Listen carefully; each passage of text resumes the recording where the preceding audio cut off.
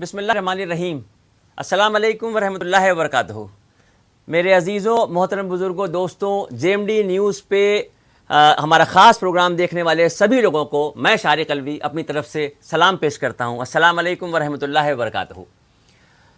جس طریقے سے آپ کی محبتیں ملیں، جس طریقے سے آپ کا پیار ملا، جس طریقے سے آپ نے ہمارے چینل کو سراہا اور یہ امیدیں ہم سے لگائیں کہ الگ الگ وقتوں میں جیسے جیسے موقع آتے جائیں، وہ جس مذہب کا بھی کوئی فیسٹیول ہو، کوئی تہوار ہو، اس موقع پہ اس انداز کی خاص باتیں بتانے کی کوشش ہم نے ہمیشہ سے کی، اور وہی کڑی کو لے کے ہم آگے چلتے ہوئے آج یہاں تک پہنچے کہ رمضان المبارک کا مقدس مہینہ جو تقریباً مکمل ہوتا نظر آ رہا ہے، یعنی آج 26 رمضان ہو گئے ہیں، 4 دن کے بعد یہ مہینہ ہم سے رخصت ہو جائے گا۔ کیسا عظمتوں کا مہینہ ہے، کیسا برکتوں کا مہینہ ہے، کیا اس میں نعمتیں اللہ رب العزت کی طرف سے ہمارے اوپر نچھاور کی جاتی ہیں۔ افسوس کی بات یہ ہے کہ ہماری بدعمالی یہ ہے کہ اس خوبصورت اور حسین مہینے کی قدر ہم نہیں کر پاتے ہیں، اور افسوس کا لمحہ وہ ہوتا ہے جب عید کا دن نزدیک آ رہا ہوتا ہے اور اس کے بعد ہمارے اوپر جو چیزیں فرض کی گئی ہیں، جو ذمہ داریاں ہم کو اللہ رب العزت کی طرف سے دی گئی ہیں، ہم اس میں بھی کوتاہی کر جاتے ہیں۔ آج خاص پروگرام ہمارا جو ہے وہ 2 موضوع پہ آپ سے گفتگو ہے۔ سب سے پہلے ہماری سوچ یہ کہتی ہے کہ حقیقتاً جو زکوٰۃ کی پکڑ ہے ہمارے اوپر، یعنی اگر ہم زکوٰۃ نہیں دے رہے ہیں تو کیا معاملہ ہے، اور اگر اللہ نے ہمیں توفیق دی اور زکوٰۃ دینے لائق بنایا اور زکوٰۃ کا جذبہ پیدا کیا تو ہمیں کس طرح سے زکوٰۃ دینی ہے۔ ایک یہ بہت خاص بات آج ہوگی، اور دوسرے ہمارے ملک میں جو اس وقت حالات چل رہے ہیں، کورونا کی وجہ سے جو حالات ہیں، جس طریقے کے بدحواسی کے عالم دیکھنے کو مل رہے ہیں، ہماری حفاظت کے لیے ہماری گورنمنٹ نے، ہماری سرکار نے ہمیں گھر پہ رہنے کا حکم دیا ہے، اور ہماری حفاظت کے لیے یہ کہا گیا ہے کہ عید کی نماز بھی ہم گھر پہ پڑھیں گے۔ یہاں پر ایک بہت اہم بات ہے، چونکہ عیدگاہ میں جو لوگ عید کی نماز پڑھنے جاتے ہیں انہیں اللہ رب العزت 30 رمضان کے روزے کی مزدوری دینے کے لیے اپنے ہاں بلاتے ہیں۔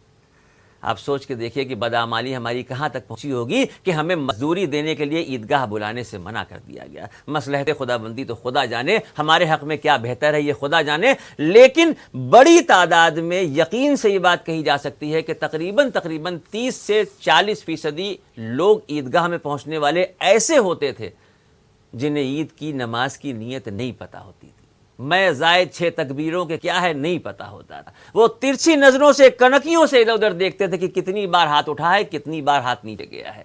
وہ معصوم کیسے گھر میں نماز پڑھ پائیں گے؟ انہیں کیا پتا کہ عید کی نماز کیسے ہوگی؟ یہ دونوں اہم موضوع پہ گفتگو کرنے کے لیے آج ہمارے جے ایم ڈی نیوز کے اسٹوڈیو میں ہمارے شہر نہیں بلکہ ملک کے قابل تعظیم مفتی، ہمارے لیے ایک احترام کرنے والی شخصیت حضرت مولانا مفتی محمد حنیف برکاتی صاحب ہمارے اسٹوڈیو میں ہمارے ساتھ تشریف لا چکے ہیں۔ ہم آپ سب کی طرف سے ان کا استقبال کرتے ہیں۔ السلام علیکم ورحمۃ اللہ وبرکاتہ۔ وعلیکم السلام ورحمۃ اللہ وبرکاتہ۔ میں مفتی صاحب بہت دل کی گہرائیوں سے آپ کا شکر گزار ہوں کہ رمضان المبارک کا مقدس مہینہ، باہر زبردست دھوپ، تپش، گرمی اور ایسے ماحول میں روزہ رکھنے کے بعد آپ نے ہماری عرضی منظور کر لی، اور صرف یہ سوچ کے کہ ہاں بہت دور تک لوگوں کی اصلاح کے لیے اگر چند باتیں پہنچ جائیں تو ہم اور آپ دونوں ثواب کے حقدار ہو جائیں گے بارگاہ خداوندی میں۔ بہت اچھی بات ہے شارق بھائی، یقیناً ہم اور آپ سب ثواب کے مستحق ہوں گے، لیکن چنچلاتی دھوپ میں یہاں آنا یا آپ کا مجھے یہاں بلانا یہ بہت زیادہ اس کا وہ نہیں۔ آپ نے ہمیشہ جب بھی مجھے دین، مذہب، ملت، ملک، سماج کی اصلاح کے لیے اور اس کی خدمت کے لیے یاد کیا، تو یہ آپ ہی کی ذمہ داری نہیں، ہماری خود کی ذمہ داری ہے کہ ہم بھی وہاں پہنچیں۔ تو آپ نے مجھے یاد کیا، میں یہاں آیا۔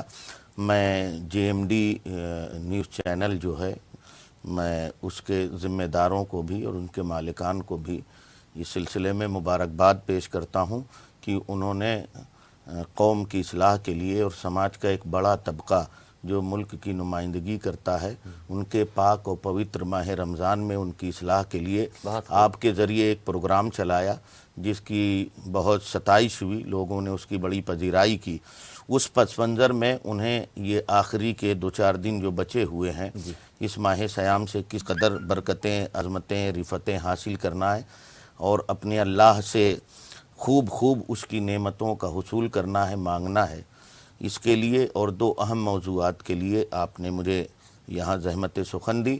میں خود بذات خود آپ کا مشکور ہوں اور جی میں ایم بس ڈی نیوز چینل کا بھی مشکور ہوں کہ انہوں نے ایک اچھا پلیٹ فارم مجھے اپنی بات کہنے کے لیے اور ایک اچھی بات پہنچانے کے لیے فراہم کیا. تو آپ کا صاحب بہت شکریہ اور G M D news channel کا بہت بہت شکریہ. جی میں یہاں سے اس چیز کو شروع کرتا ہوں کہ یہ تو زیادہ تر لوگوں کو پتا ہے کہ زکوٰۃ 2.5% ہوتی ہے اور اس 2.5% میں زکوٰۃ کے جو مستحقین ہیں ان کو پہنچایا جائے.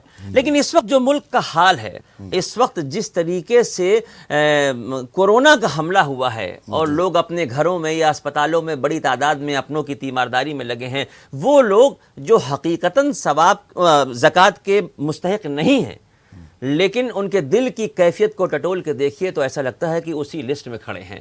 کسی کے پاس اب دوا خریدنے کے پیسے نہیں بچے، کسی کے پاس نیمولائزر یا آکسیجن کے لیے نہیں ہیں، لیکن وہ سفید کالر لوگ ہیں، سرے راہ کھڑے ہو کے ہاتھ نہیں پھیلا سکتے. کیا ایسے لوگ جن کو اللہ رب العزت نے اتنا نوازا ہے کہ وہ زکوٰۃ دینے کی فہرست میں ہیں، ایسے میں وہ اس طرح سے زکوٰۃ ان لوگوں تک دے سکتے ہیں، یا اس پہ مذہبی اعتبار سے کوئی ایسی پابندی ہے کہ نہیں زکوٰۃ کے مستحقین کو زکوٰۃ جائے گی، باقی 97% جو آپ کا ہے اس میں سے آپ صدقہ و خیرات کریں؟ کیونکہ مجھے جہاں تک یہ لگتا ہے، جو میرا دل کہتا ہے، مجھے لگتا ہے کہ اگر ہماری زکوٰۃ جتنی بنی، اگر ہم نے آنے پائی سے اتنی زکوٰۃ دی تو ہم ثواب کے حقدار نہیں ہوئے، ہم گناہ سے بچ گئے جو ہمارے اوپر زکوٰۃ فرض کی گئی تھی. بہت اچھی بات ہے، ماشاءاللہ. ہم گناہ سے بچ گئے. دونوں چیزیں ہوتی ہیں. جب آدمی اس کو ادا کرتا ہے فریضہ، تو فرض کی ادائیگی کرنے کی وجہ سے وہ ثواب کا مستحق ہوتا ہے، اور فرض نہ چھوڑنے کی وجہ سے وہ گناہ سے بچ جاتا ہے. تو اب اس پہ آپ روشنی ڈالیں. جی میں عرض کرتا ہوں. بہت اچھا سوال کیا آپ نے. حالات ایسے ہیں، اس حالات میں ہم سب سے پہلے رمضان کے اس مقدس موقع پر میں بھی روزہ ہوں اور آپ بھی روزہ ہیں، تو ہم سائمین اللہ کے حضور دعا کر لیں سب سے پہلے کہ اللہ تعالیٰ پوری عالم انسانیت کو اور خصوصاً ہمارے ملک ہندوستان جنت نشان کو اس کرونا وائرس جیسی عظیم وبا سے بچا لے. آمین. اور جتنے بھی حضرات بیمار ہیں اللہ تعالیٰ سب مومنین صالحین کو صحت عامہ تامہ کاملہ عطا فرمائے. آمین آمین. بہت اچھا سوال ہے زکوٰۃ کے تعلق سے آپ کا. تو میں زکوٰۃ کے تعلق سے تھوڑی سی وضاحت کر دوں جی کہ زکوٰۃ اسلام کے بنیادی ارکان میں سے ایک رکن ہے. جی. قرآن شریف میں جہاں کہیں بھی نماز کا تذکرہ آیا تو اکثر و بیشتر اس کے متصلاً زکوٰۃ کا ذکر بھی آیا. اقیموا الصلاۃ وآتوا الزکاۃ، نماز قائم کرو اور زکوٰۃ دو. حد یہ کہ فرمایا گیا والذین ینکزون الذہب والفضہ ولا ینفقونہا فی سبیل اللہ فبشرہم بعذاب علیم. اور وہ لوگ جو سونا چاندی اکٹھا کرتے ہیں اور اسے اللہ کی راہ میں خرچ نہیں کرتے ہیں، تو ار محبوب آپ انہیں دردناک عذاب کی خبر دے دیجئے. تو قرآن و حدیث میں زکوٰۃ کے بڑے اہم اور فضائل ہیں. پورے باب ہیں حدیث شریف میں، تفسیر میں مفسرین نے، فقہا نے اپنی فقہ کی کتابوں میں بہت ساری احادیث کو بھی ذکر کیا اور زکوٰۃ کے ایک ایک مسئلے کو کھول کے قوم کے سامنے بیان کر کے رکھ دیا تاکہ اس میں کوئی تشنگی اور کسی قسم کا خفا اور چھپی ہوئی بات نہ رہ جائے. زکوٰۃ تو بہرحال ادا کرنی چاہیے. جو لوگ مال کے شیدائی ہیں، وہ اکٹھا کر کے رکھتے ہیں، انہیں یہ حدیث شریف سننی چاہیے اور اس پہ غور کرنا چاہیے کہ اللہ کے حبیب صلی اللہ علیہ وسلم نے ارشاد فرمایا کہ جن لوگوں پر زکوٰۃ فرض قرار دی گئی اور انہوں نے زکوٰۃ ادا نہیں کی، مال کو بچائے رکھا، تو وہی مال میدان قیامت میں ایک اژدہے کی شکل میں اس کی گردن میں ڈالا جائے گا اور وہ اژدہا اس انسان کو ڈستا رہے گا.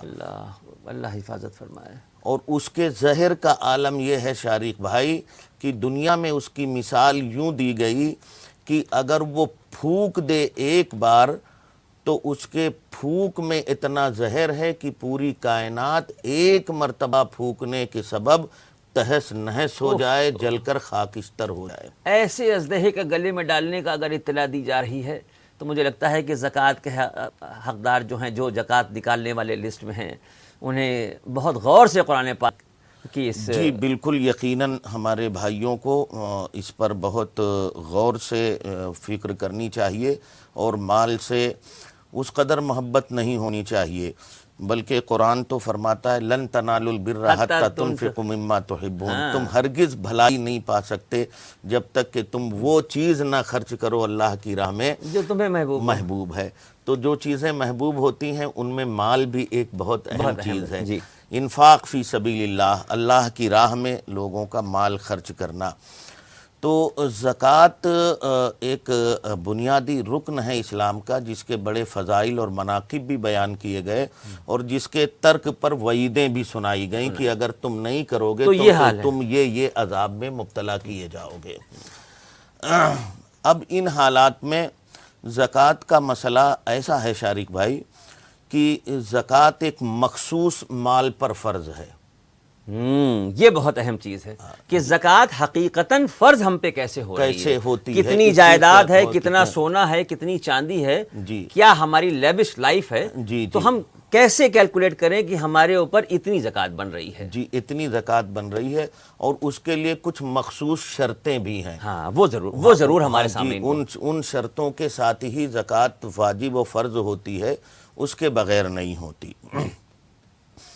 میں آپ کو بتاؤں کہ اگر کسی آدمی کے پاس اس کی ضرورت سے فارغ، ضرورت کے علاوہ رہنے کا مکان، جی، کھانے پینے کے سامان، جی، رہنے، گاڑی گھوڑا، بہت بڑا انڈسٹریل ہے، بزنس مین ہے، تو اس کی انڈسٹری میں لگی ہوئی جو مشینری ہے، آلات صنعت ہیں، حرفت و صنعت کے ذرائع ہیں، ان چیزوں کی قیمت کو چھوڑ کر اس کی جو آمدنی ہو رہی ہے، اس کے علاوہ جو ہے آمدنی جو اس سے ہو رہی ہے، یعنی ضرورت حاجت اصلیہ سے فارغ، کھانے پینے رہنے سہنے کی ضروریات ہٹانے کے بعد آپ کے پاس اگر 52.5 تولہ چاندی، 52.5 تولہ چاندی یا 7.5 تولہ سونا، جس کا جدید 7.5 تولہ سونا کا موجودہ جو وزن ہے، اس کو حضرت سراج الفقہاء محقق مسائل جدیدہ مفتی نظام الدین صاحب قبلہ نے اس کا نیا وزن بتایا 93.312 گرام۔ 93.312 گرام، یعنی 93 گرام 312 ملی گرام اگر سونا اس کے پاس، اگر ہے اس کے پاس، تو وہ زکوٰۃ، ہاں، یا 52.5 تولہ چاندی یعنی 653 گرام 184 ملی گرام چاندی ہے، اور یہ اس کی ضرورت سے علیحدہ ہے، ضرورت سے علیحدہ ہے۔ ضرورت سے مراد کھانے پینے وغیرہ سے الگ۔ عموماً یہ سب چیزیں زیورات جو ہوتے ہیں وہ ضرورت کے لیے نہیں بلکہ زیب زینت آرائش ہی کے لیے ہوتے ہیں جنہیں عورتیں پہنتی ہیں۔ یہ بات الگ ہے کہ بوقت ضرورت انہیں بیچ کے ضرورت میں استعمال کیا جاتا ہے، بالکل۔ تو یہ چیزیں ضرورت کی حاجت اصلیہ کی نہیں ہوئی۔ لیکن حضرت معافی چاہتے ہیں، اس وقت تو لوگوں کی ضرورت ختم ہی نہیں ہوتی ہے۔ بھئی ضرورت تو ایک مکان میں رہنے سے ہوتی ہے، لیکن 6 مکان اگر ہیں، اگر 5 گاڑیاں کھڑی ہیں اور ہر گاڑی 50 لاکھ سے اوپر کی ہے، ہاں، وہ بہرحال اس کی ضرورت ہے، اس کو شریعت ضرورت مانتی ہے۔ اچھا، یہی میں وضاحت کرنا چاہ رہا ہوں۔ لیکن یہی شریعت نے یہ بھی بتایا، قرآن کا فرمان ہے کلوا واشربوا ولا تسرفوا، کھاؤ اور پیو، فضول خرچی نہ کرو۔ اور فضول خرچی کرنا یہ شیطان اور شیطان کے بھائیوں کا کام ہے۔ تو اگر اللہ نے ہمیں دیا ہے تو ہم یہ تو نہیں کہتے کہ بھائی 5-6 مکان نہ رکھیں آپ، لیکن ہم یہ ضرور کہتے ہیں کہ اگر یہ آپ کی ضرورت سے زائد ہوں تو یہ کام ان سے آپ رکیں، اپنی ضرورت بھر رکھیں، اور یہ پیسے اپنے یا قوم کی صلاح و فلاح کے لیے خرچ کیے جائیں، ملک کی صلاح و فلاح کے لیے خرچ کیے جائیں۔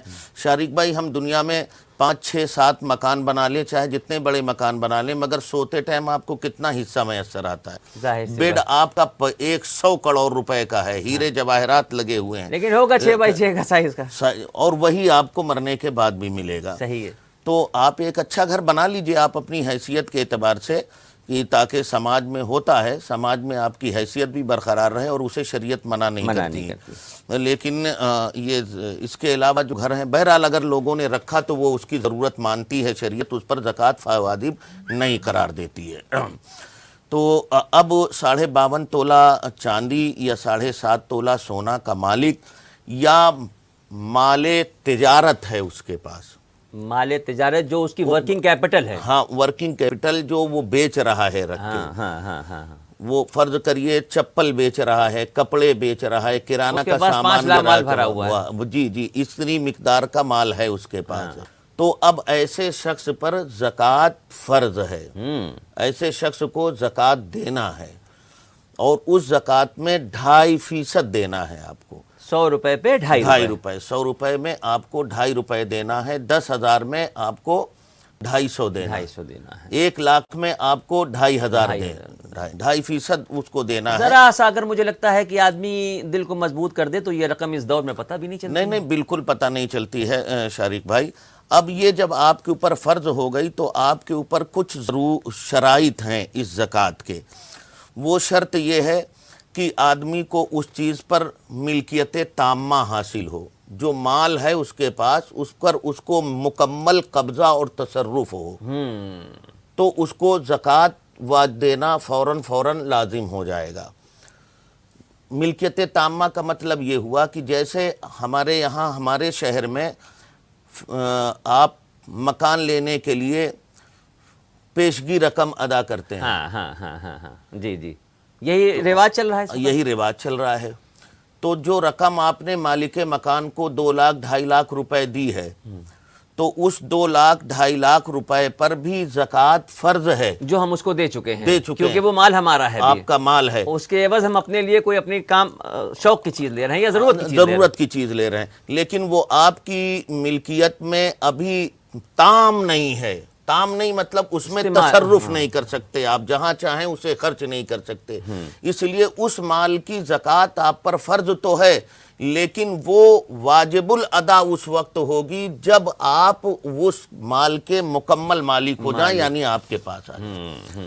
اسی طرح مال کا نامی ہونا، مال میں بڑھوتری ہوتی رہے، ایسا مال ہو کہ وہ مال میں بڑھوتری ہو تو زکوٰۃ فرض ہے.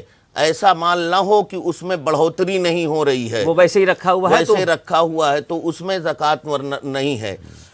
ورنہ تو ایک دن ایسا آئے گا کہ زکوٰۃ شریعت نے اس لیے وہ کی ہے کہ سماج کے اندر مساوات رہے، غریبی نہ رہے، سماج سے بھوک مٹ جائے، پیاس مٹ جائے، اور لوگوں کے اندر اخوت بھائی چارگی پیدا ہو جائے. دینے والا جب غریب کو دے گا تو غریب کے اندر دینے والے کی چاہت اور محبت اور پیار باقی رہے گا، اور اس طرح سے ایک دوسرے کی ضرورت ہے. اب اگر زکوٰۃ مال نامی میں شریعت نے جسے کہا بڑھوتری والے، اس میں زکوٰۃ فرض نہ ہو، بلکہ ایسے مال میں زکوٰۃ فرض ہو جائے جس میں بڑھوتری نہیں ہے، یعنی ایسا مال جو تجارت کے لیے نہیں ہے، اب اس میں زکوٰۃ فرض قرار دے شریعت، تو پھر ایسا ہوگا کہ ایک دن یہ خود مستحق زکوٰۃ ہو جائے گا. تو اس لیے مال نامی ضروری ہے. میں کہنا چاہتا ہوں، سوال کا جواب آپ کا یہ ہے کہ ان حالات میں، جن حالات سے ہم اور آپ نبرد آزما ہیں، ان حالات میں یقیناً بہت سارے ایسے لوگ ہیں جن کے پاس پیسے ختم ہو چکے ہیں اور ان کو ضرورت ہے، لیکن ضرورت کا ہونا الگ ہے بھائی، اور مستحق زکوٰۃ ہونا الگ ہے. مستحق زکوٰۃ وہی 7 لوگ ہیں جنہیں قرآن میں فرمایا گیا. فقیر ہے، مسکین ہے، اللہ کی راہ میں یتیم، ہاں یتیم اسی میں آ جاتے ہیں. یتیم ہے، اللہ کی راہ میں جہاد کرنے والا، یعنی لوگوں کو دین، مذہب اور ظلم کا خاتمہ. جہاد کا مطلب وہ نہیں لوگوں پر وہ کرنا، جہاد کا مطلب یہ ہے کہ ظلم کے خاتمے کے لیے کوشش کرنے والا. یہی اسلام میں جہاد کا تصور بھی ہے، اس پر خرچ کیا جائے. مؤلفات قلوب، کسی ایسے آدمی کے بارے میں آپ کو یقین ہے وہ کہ اس پر ہم کچھ اس طرح کے معاملات کریں گے تو اس کا دل ہماری طرف مائل ہوگا، وغیرہ وغیرہ. تو یہ 8 چیزیں شریعت میں بتائی گئی ہیں. طالب علم، مسافر جو سہالت سفر میں تھا اور اس کا مال ضائع ہو گیا، اب اس کے پاس کوئی ایسا گھر پہنچنے کے لیے کچھ نہیں ہے، تو ایسے آدمی پر، یعنی 8 لوگ ایسے ہیں جن کے لیے آپ کو زکوٰۃ دینا ہے، وہ مستحقین زکوٰۃ ہیں. زکوٰۃ آپ کو انہی کو دینا ہے۔ اچھا یہ جو زکوٰۃ اب آپ کو میں واضح کر دوں، مستحق زکوٰۃ وہی لوگ ہیں، آپ کو زکوٰۃ انہی کو دینا ہے۔ لیکن آج کے حالات کے تناظر میں جو بات آپ نے فرمائی کہ وہ ان کے پاس پیسے ختم ہو چکے ہیں، لوگ ایڈمٹ ہیں ہاسپٹل میں، دواؤں کی ضرورت ہے، علاج کی نہیں، تو میں عرض کرنا چاہتا ہوں دشواری یہاں پیدا ہوتی ہے شارق بھائی کہ ہم اور آپ سارا سب کچھ رفاہی اور فلاحی کام اسی 2.5% سے کرنا چاہتے ہیں۔ اچھی بات ہے، واہ واہ واہ، 97.5% بھی آپ کے پاس اللہ نے بچا کے رکھا ہے، آپ کو 97.5% سے، یہ 2.5% تو ان کو دیجئے جن کا حق ہے، جن کو خدا نے دینے کے لیے کہا ہے کہ آپ کو انہی کو دینا ہے۔ واہ واہ واہ۔ اب اگر آپ کی سماج میں کچھ ایسے لوگ ہیں جن کو پریزنٹ ٹائم موجودہ حالات میں آپ کی امداد کی ضرورت ہے تو میرے بھائی 97.5% اللہ نے آپ کو دے رکھا ہے، اس سے آپ 1%، 1.5% نکال کے اپنے بھائی کو دیجئے اور اس کی مدد کیجئے، اس کی دعائیں لیجئے، آپ کا دل بھی مطمئن ہوگا کہ میں نے وہ مال جو ہمارے مال کا میل کچیل تھا ہم نے وہ اپنے بھائی کو نہیں دیا، ایک صاف ستھرا مال سے اپنے بھائی کی مدد کی تو اللہ تعالیٰ اس میں اور زیادہ شفا اور برکت عطا فرمائے گا۔ سبحان اللہ، سبحان اللہ۔ زکوٰۃ کے لیے ذہن میں چیز یہ آئی تھی حضرت کہ مثال کے طور پہ کسی کا بہت بڑا کاروبار ہے اور اس کی زکوٰۃ 5 لاکھ 8 لاکھ 10 لاکھ بن رہی ہے، عموماً ہمارے شہر میں بہت سے کاروباری ایسے ہیں جن کی ہے، تو زکوٰۃ کا مطلب میں صرف یہ جاننا چاہ رہا ہوں کہ 1000 2 ہزار 3 ہزار سے لوگوں کی مدد کرنا جو مستحقین ہیں، یا ان میں سے کچھ لوگوں کو کچھ زکوٰۃ کی بڑی رقم سے ایسا کام کرا دینا، اس یقین سے کرا دینا کہ یہ اپنی محنت و مشقت سے اگلے سال لینے کے بجائے دینے والوں کی لسٹ میں کھڑے ہوں، ایسا ممکن ہو سکتا ہے؟ جی شارق بھائی بالکل، دیکھیے زکوٰۃ اسلام کا ایک اہم فریضہ ہے اور اس کی اجتماعیت بھی اس کی روح ہے، اجتماعیت کے ساتھ۔ جی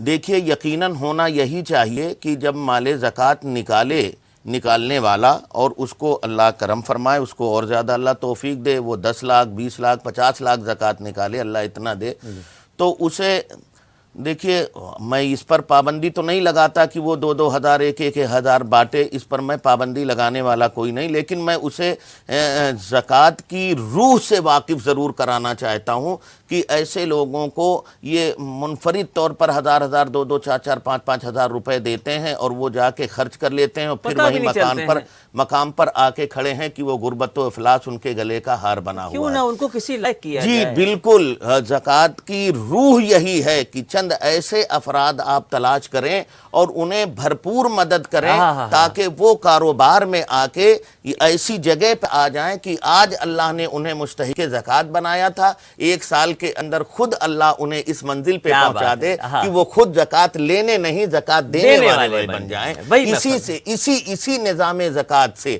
اور اس کے اسی طریقہ کار سے سماج سے غربت کا خاتمہ ہوتا ہے، سماج سے غریبی کا خاتمہ ہوتا ہے، اسی لیے زکوٰۃ فرض کی گئی، اسی لیے زکوٰۃ فرض کی گئی، کیونکہ ہمارے اوپر کوئی اللہ کو ضرورت نہیں کہ وہ ٹیکس لگا کے 2.5% ہمارے مال سے نکلوائے۔ یہ تو بڑا، ہم تو کہتے ہیں کہ یہ بڑے شکر کا لمحہ ہوتا ہے کہ اللہ رب العزت نے ہمیں دینے والا بنایا۔ جی ہم نے کون سا فارم بھرا تھا پیدائش سے پہلے کہ اللہ ہمیں دینے والا بنانا، یہ تو اس کا کرم ہے، اور وہ ہمارا ہاتھ دینے والا رکھے، دنیا کے سامنے دینے والا رکھے، اپنے سامنے مانگنے والا رکھے، یہی دعا ہونی چاہیے۔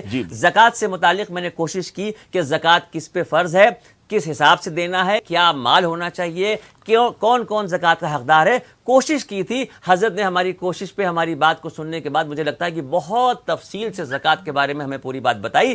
زکوٰۃ کے موضوع پہ تفصیلی گفتگو ہونے کے بعد دوسری بات جو میں نے آپ سے کہی تھی عید کی نماز کے لیے، اس کے بارے میں ہم آپ سے ضرور بات کریں گے حضرت سے، اور آپ تک ضرور وہ باتیں پہنچائیں گے، لیکن یہاں پر لیتے ہیں ہم ایک چھوٹا سا بریک، آپ کہیں مت جائیں، بس ہم یوں گئے اور یوں واپس آئے۔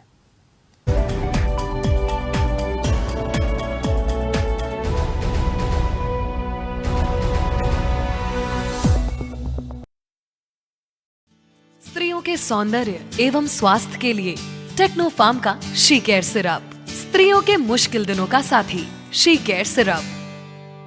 धन्वंतरी सुपर स्पेशलिटी हॉस्पिटल दक्षिण कानपुर का एकमात्र super speciality hospital CGHS, QCI और NABH द्वारा प्रमाणित। दक्षिण कानपुर में सभी तरह के विशेषज्ञों से सुसज्जित एकमात्र super speciality OPD, round the clock critical care expert द्वारा कवरेज एवं अत्याधुनिक मशीनों से लैस ICU, कानपुर के एकमात्र विश्व स्तरीय super speciality fully SS modular OT, सभी प्रकार के कैंसर का विश्व स्तरीय इलाज।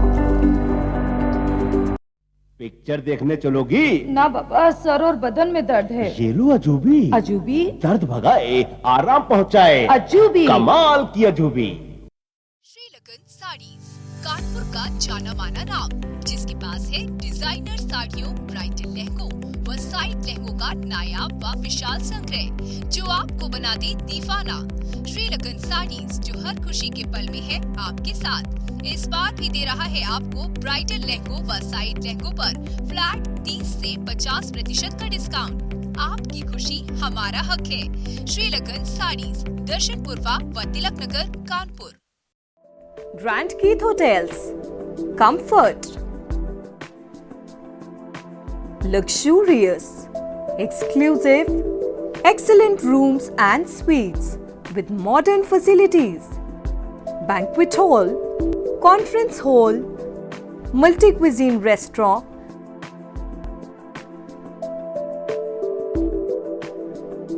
And gym open shortly with luxurious services. Also, you can book us on Make My Trip and Go Ibibo. Grand Keith Hotels, The Mall, Kanpur. Contact number 0512 237 1024 2371046 9792 000 685.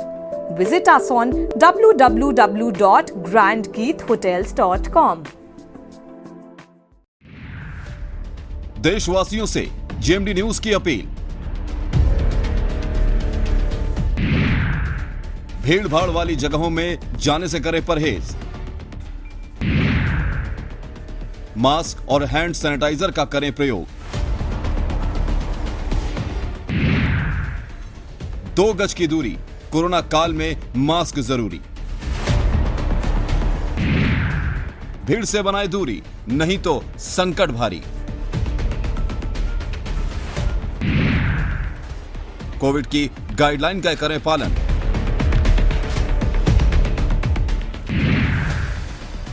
खुद बचें, परिवार को बचाएं, जिंदगी जिएं।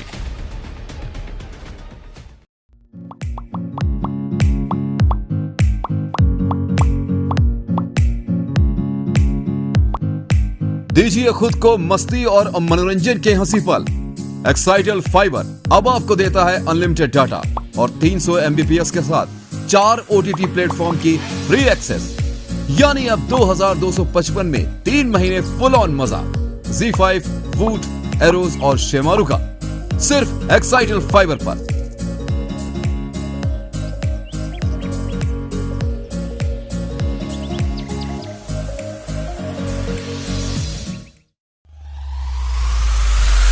अब डेन और आपका रिश्ता होगा और भी गहरा। सिर्फ 299 में लीजिए आनंद अपने मनपसंद चैनल्स का, न्यूज और मनोरंजन के साथ IPL और लाइव क्रिकेट।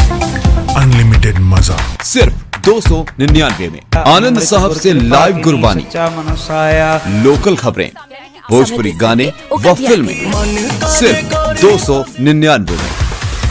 ऑफर का लाभ उठाएं। अपने डेन लोकल केबल ऑपरेटर से आज ही संपर्क करें।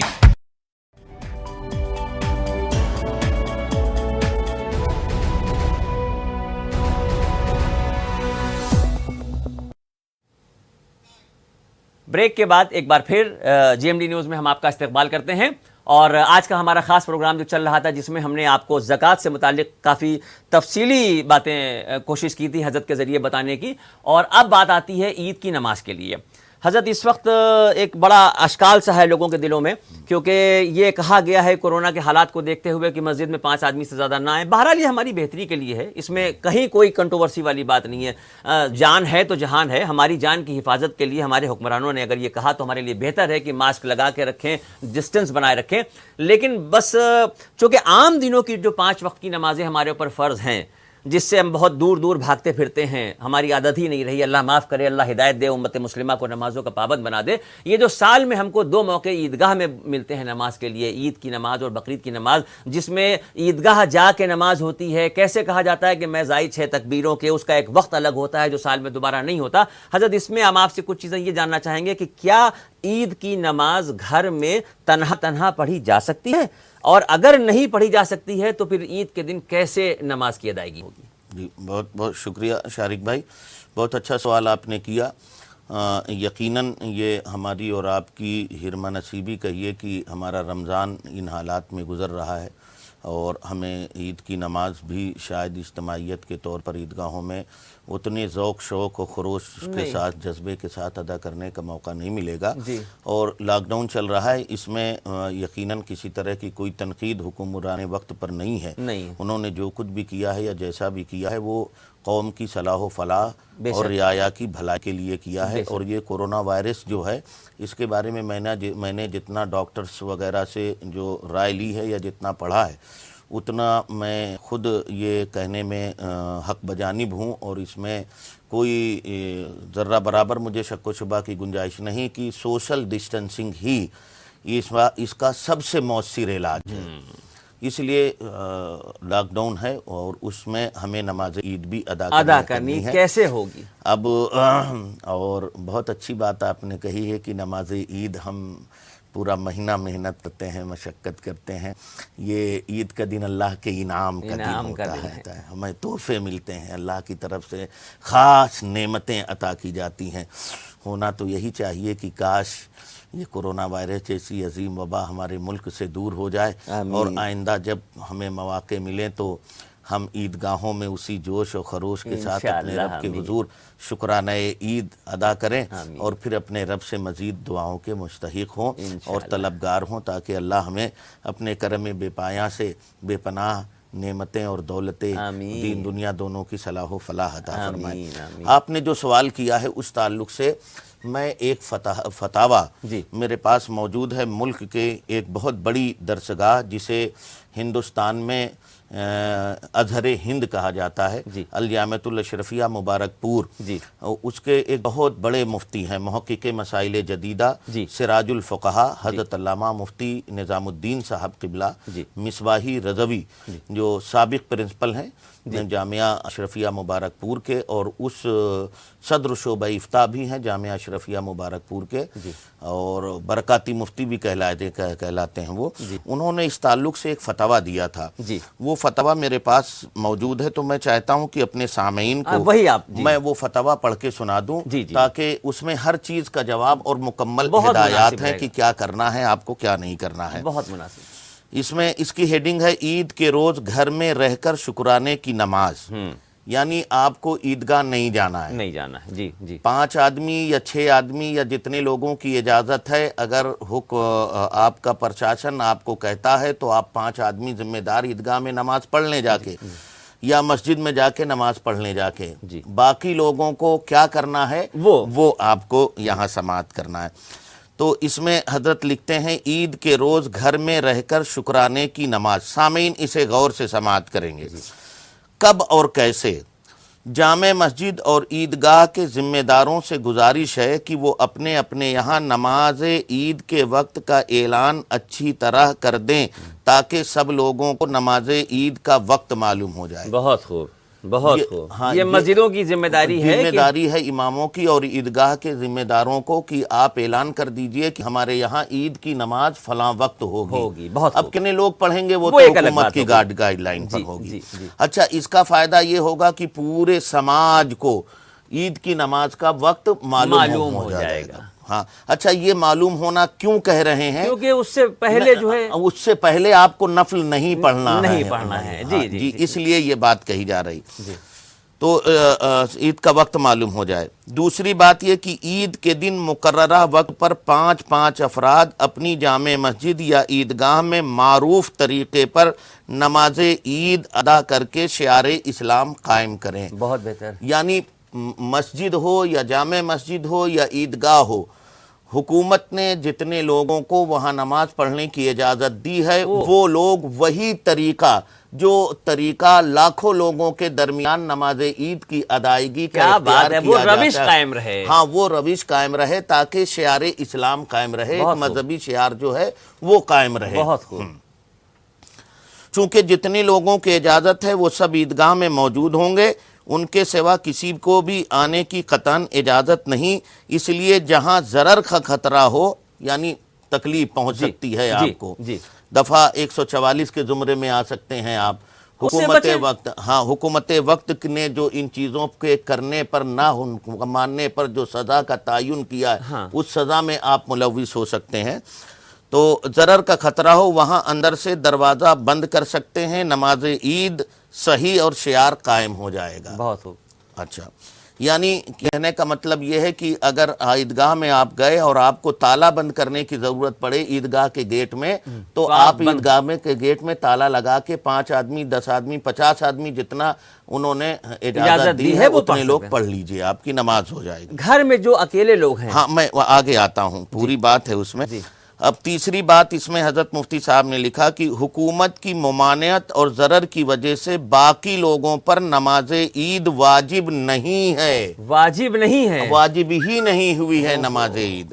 یعنی حکومت کی طرف سے اتنی سخت پابندی آپ پر نافذ کر دی گئی ہے کہ ان پابندیوں کی وجہ سے جتنے لوگ جا سکتے ہیں اجازت ہے ان وہ لوگوں روش کو قائم رکھیں اور باقی لوگوں پر عید کی نماز واجب ہی نہیں ہے. اچھا، اس لیے نماز جماعت میں شریک نہ ہونے کے سبب وہ گنہگار نہیں ہوں گے. یہ دل میں ملال نہ رکھیے گا کہ ہم نہیں نماز پڑھ پائے، ہم محروم کر دیے گئے نماز سے، تو یہ ملال نہ رکھیے گا. وقت کا تقاضا ہے، حالات کی نزاکت ہے، لیکن اس کے بدلے آپ کو کیا کرنا ہے وہ بھی میں بتاتا ہوں. بلکہ انہیں جماعت عید میں حاضری کا ثواب ملے گا کیونکہ وہ حکومت کی طرف سے ممنوع اور معذور ہیں. بالکل ٹھیک. جیسے ہم مسجد میں جا کے نماز پڑھنا جماعت میں شامل ہونا ہمارے لیے ضروری ہے، لیکن اگر سخت بارش ہو رہی ہو ہمیں وہاں جانا ضروری نہیں، گنہگار ہیں. تو عید اسی طرح ہے ان حالت میں.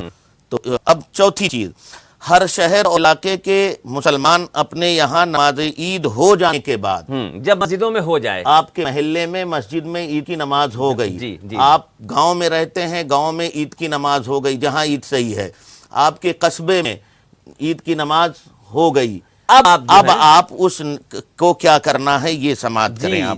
ہر شہر اور علاقے کے مسلمان اپنے یہاں نماز عید ہو جانے کے بعد اپنے اپنے گھروں میں 4 رکعت شکرانے کی نماز نفل کی نیت سے پڑھیں. بہت غور کرنے والی بات یہ ہے حضرت، یہ 4 رکعت کی ایک ساتھ نیت بندھے گی یا دو ایک ساتھ نہیں، ایک ساتھ نماز پر کی نیت بندھے گی. یہ نماز حقیقت چاشت کی نماز ہے. چاشت کی نماز، یہ نماز جو 4 رکعت ہے یہ حقیقت میں چاشت ہی کی نماز ہے، نفل کی نیت سے اسے آپ پڑھیں گے.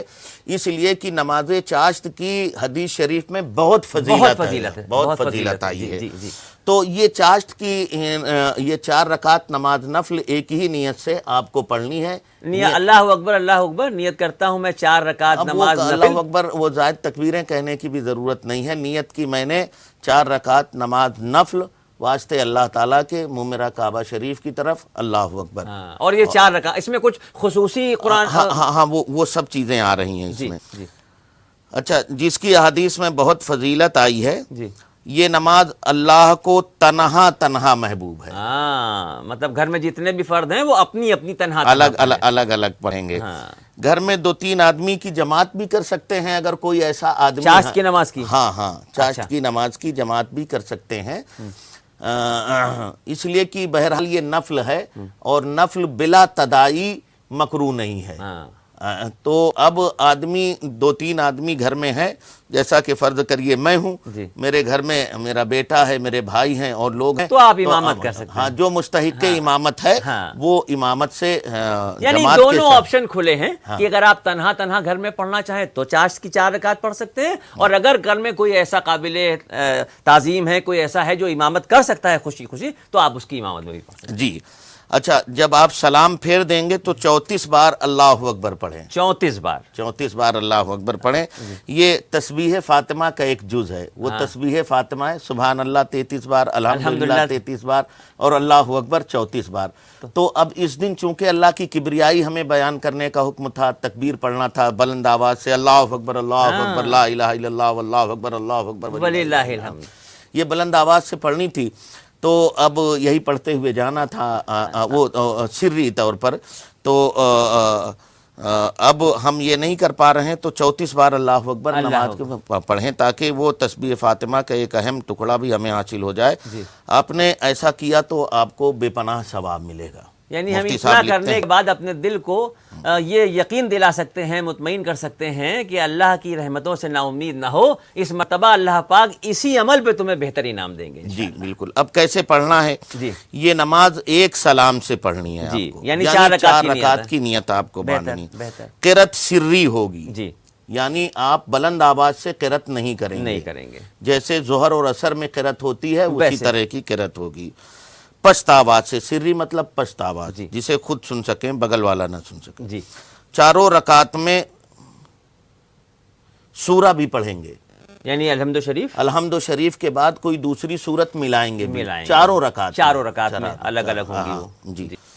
اور اس کے بعد خطبہ نہیں ہے، یعنی جب 4 رکعت نماز آپ نے تنہا پڑھ لیا، یہ 4 رکعت نماز نہ ادا ہو گئے، ادا ہو گئی، یا جماعت کے ساتھ گھر میں آپ نے پڑھ لیا، تو اب آپ سوچیں کہ عید کے بعد خطبہ پڑھا جاتا ہے، لیجیے خطبہ. یہاں خطبہ نہیں ہے، چونکہ وہ نماز عید کی واجب نماز کے لیے تھا اور وہ خطبے کا ایک اہم مقام تھا. وہ چونکہ کثرت سے لوگ ہوتے ہیں، اب وہ چیز یہاں مفقود ہے، نماز عید ہے ہی نہیں، لہذا اس کے بعد خطبہ نہیں. ہاں گھر میں اگر کوئی نعت خواں ہو تو عید کے بعد آپ اچھی نعت سنیں اللہ کے صلی اللہ علیہ وسلم. یعنی مین جو آپ کو ہم کو یہ بتانا تھا کہ عید کے دن ہم کو کس طریقے سے اپنے دل کو سمجھانا ہے اور کس طریقے سے اس نماز کی ادائیگی. دل کے سمجھانے کے ساتھ ساتھ اب حکم شرع ہی آپ کے لیے یہی ہے کہ آپ عیدگاہ میں نہیں جائیں، آپ مسجد میں جا کے زبردستی نہ کریں. خود بھی آپ مساجد کے ذمہ داروں کے لیے وبال کا سبب نہ بنیں اور اپنے اوپر بھی وبال نہ لیں. بہت عمدہ. شریعت ہماری بہت آسان ہے، ہر موقع اور ہر لحاظ کے اعتبار سے شریعت نے رہنمائی کی ہے.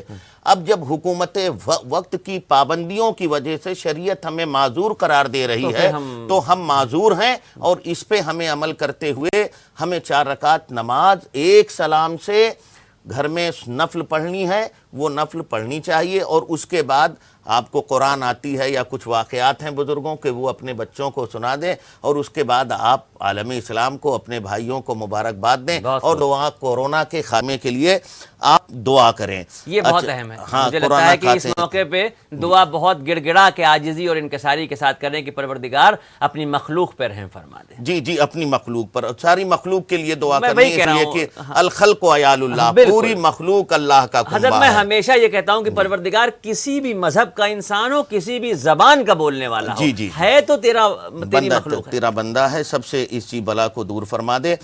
اب اور نصیحت کریں، غم اور افسوس سے دور رہ کر خوش رہنے کی کوشش کریں. میں نے ایک ڈاکٹر صاحب سے رات کو بات کیا، تو ڈاکٹر صاحب نے مجھے یہ بتایا کہ مفتی صاحب کورونا مرض ہے اور ایک وبا ہے، اور وہ ابتدائی دنوں میں ایک عام سی بیماری ہے، لیکن کچھ دن گزر جانے کے بعد وہ مہلک ثابت ہوتی ہے. تو اس سے بچنے کے لیے انہوں نے سوشل ڈسٹینسنگ، اسٹیم، بھاپ اور کچھ طرح کے انہوں نے بتائے کہ وہ پیا جائے، کاڑھا وغیرہ انہیں پینا چاہیے. لیکن ایک سب سے اہم بات جو انہوں نے بتائی کہ لوگ اس سے خوف زدہ ہو جاتے ہیں. اموات زیادہ ہونے کی کا سبب جو ہے وہ ان کا خوف زدہ ہو جانا ہے. اس سے بہت سارے لوگوں کو کورونا سے نہیں، اٹیک سے موت ہو جا رہی ہے. اس لیے میں عرض کرنا چاہوں گا سامعین سے جو ہمارے G M D TV کو دیکھ رہے ہیں کہ آپ نماز عید ادا کریں، اور اس وقت آپ شادہ رہیں، فرحاں رہیں، خوش رہیں، اور دوسروں کو خوش رہنے کی کوشش کریں. ممکن ہے کہ آپ کے ایک تبسم دل نواز کے صدقے آپ کا بیمار بھائی، اس کے اندر توانائی پیدا ہو جائے، اور وہ کورونا سے جنگ لڑتا ہوا جیت کر بستر مرگ سے وہ حیات کیا کی کہنے منزل بھائی، پر واہ، آ کے واہ، کھڑا واہ، ہو واہ، جائے واہ۔ تو یہ ایک بہت اچھا کام ہوگا آپ کے لیے. بہت میں تو دل آپ کی گہرائیوں سے شکر گزار ہوں مفتی صاحب آپ کا، اور آپ حضرات سے یہ گزارش کرنا چاہوں گا کہ جیسا مفتی صاحب نے کہا کہ شاداں و فرحاں اس وقت خوشی کے انداز میں ایک ہلکی سی مسکراہٹ چہرے پہ رکھیں، اور اگر ممکن ہو سکے تو جے ایم ڈی پریوار کے لیے، میرے لیے اور مفتی صاحب کے لیے بھی اپنی دعاؤں میں ہم لوگوں کو یاد رکھیں. ایک منٹ کا وقت ہو تو ایک چیز اور عرض کروں کہ ہمارے بھائی اس موقع پر صاف ستھرے کپڑے پہننے، خاص طور پر محتاجوں، غریبوں، ضرورت مندوں، حاجتوں کے لیے حاجت روائی ضرور کریں. صدقہ فطر بھی نہ بھولیں، صدقہ فطر بھی ادا کریں. نماز عید کے ہونے سے پہلے بھی بچہ اگر پیدا ہوا ہے تو اس کے والدین پر، جو بھی اس کے ولی ہیں، ان پر اس کے نام کا صدقہ واجب ہے. صدقہ فطر یہاں کانپور کے علماء نے 50 روپے فی کس رکھا ہے، تو آپ صدقہ فطر ادا کریں، اور اللہ نے آپ کو دیا ہے تو آپ جو 97.5% مال آپ کے پاس بچا ہوا ہے، اس سے ہر ضرورت مند آدمی، وہ کیسا بھی ہو، کسی بھی مذہب کا ہو، کسی دھرم کا ماننے والا ہو، ہے ہمارا ہندوستانی بھائی، ہے اللہ کا بندہ، ہے اللہ کی مخلوق. 97.5% سے آپ اس ضرورت مند کی ضرورت کو پورا کریے. اور جے ایم ڈی چینل جس نے آپ کے لیے اتنا بڑا کام کیا ہے، اس کو بھی آپ اپنی دعاؤں میں یاد رکھیے. شارق بھائی بہت بہت شکریہ. بہت شکریہ. وعلیکم السلام. میں آپ سب سے اجازت چاہتا ہوں، اور اس کو دیکھنے کے بعد اپنے کمنٹس ضرور کمنٹ باکس میں لکھیے گا، تاکہ ہم کو یہ پتہ چلے کہ آپ کو کتنا ہماری یہ بات سمجھ میں آئی، اور مزید آپ ہم سے اور کیا امیدیں لگاتے ہیں. ہم اسی طریقے کے نئے پروگرام لے کے آپ کی خدمت میں حاضر ہوتے رہیں گے. تب تک کے لیے ہمیں اجازت دیں. آپ سب کی محبتوں کا شکر گزار ہوں، اور آپ کی دعاؤں کا طلبگار ہوں. السلام علیکم ورحمۃ اللہ وبرکاتہ.